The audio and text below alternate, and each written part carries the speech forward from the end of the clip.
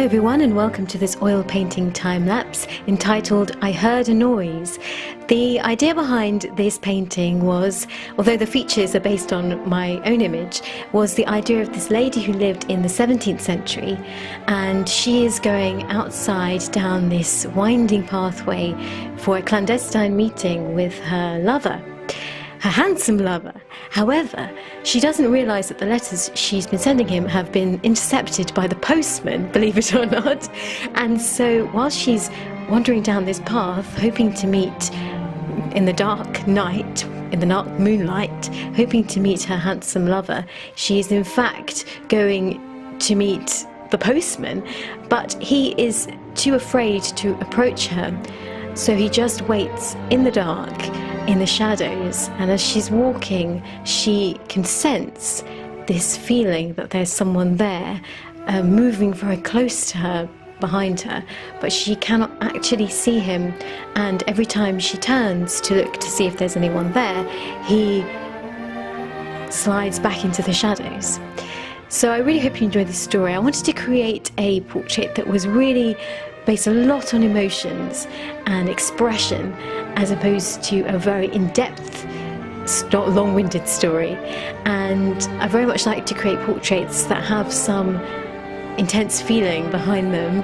So I really hope you liked this little story and think that it goes well with the painting. I hope so anyway.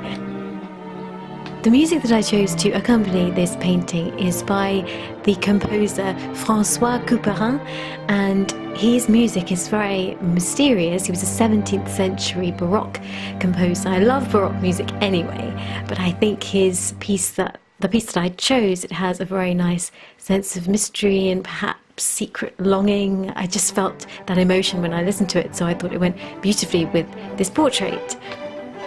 Now on to how I created this painting. I used a canvas panel as normal, and some of the paints I mixed up a little bit. I used more Gamblin with Michael Harding as opposed to Old Holland with Michael Harding. I discovered this really amazing red from Gamblin. I think it's called Naphthol red. It has a bit of a mixed opinion online, because once I bought it, it's kind of a funny thing, I did the opposite of what I should have done, which was to see what people thought of it before I bought it, but I actually bought it and then looked afterwards what people thought about it, and there was quite a lot of artists saying online that they weren't sure about the amazingly strong pigment that Naphthol has, and they prefer cadmium red. However, I really love this red. It's super intense, so if you don't like intense colours, and this literally stains your brush and you have to really wipe it off to get rid of it. It's so strong.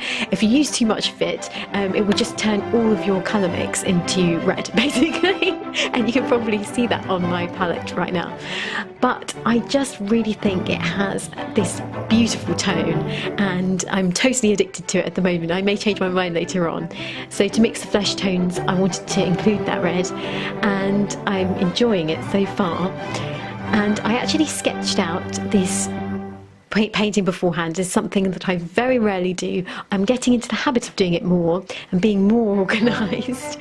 I'm the kind of person that will just get a canvas and paint straight away, and then will think of ideas as I'm painting, and that's always how I've worked, and I've never really planned my paintings beforehand, even though I'll have an idea of a story. The story develops then whilst I'm painting, so I'll get more and more ideas for my story and more ideas for my painting as I'm working. So it's like an inspiration as I work type of thing.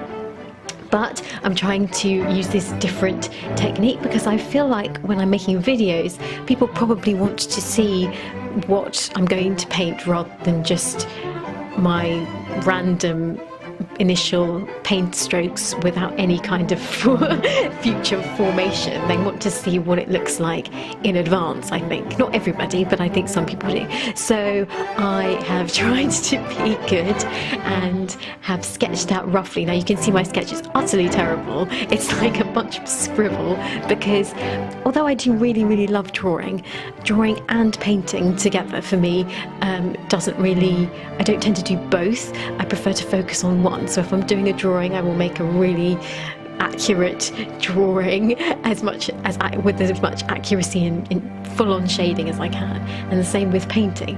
But I tend not to do a really detailed drawing first and then add paint on top of it. I have also been trying to work at being more fluid with my brushstrokes and not being so finicky about every tiny little detail. Something that I have struggled with over the years is constantly trying to add every single tiny detail with the smallest brush to make sure that everything looks super uniform and makes a lot of sense and looks realistic.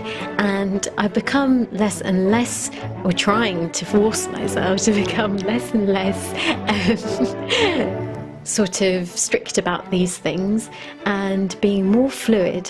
And in actual fact, you'll see a little bit later when I do a close-up of the painting itself towards the end, I have left brushstrokes in the background and on the figure and a little bit on the face, a lot on the wig, to show my brushstrokes, because it's something that I always just erase and think it's very important. You know, you've got to be realistic, get rid of all those brushstrokes, don't want people to see them. They're like, whenever I'd end my paintings, I'd look at them and if I could see a brushstroke I would find it criminal.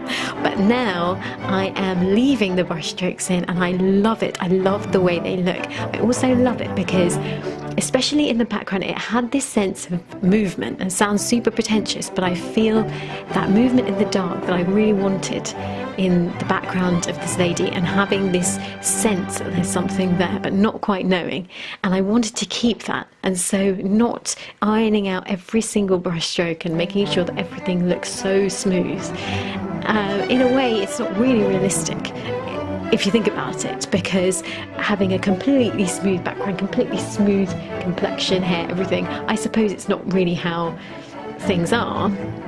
So there has to be some level of texture, and creating those textures, being a little bit more fluid, not being so annoyingly strict. And you can see my brushstrokes here has actually made me enjoy painting this so much more than I would normally do, and I really hope that you liked it. So thank you so much for watching.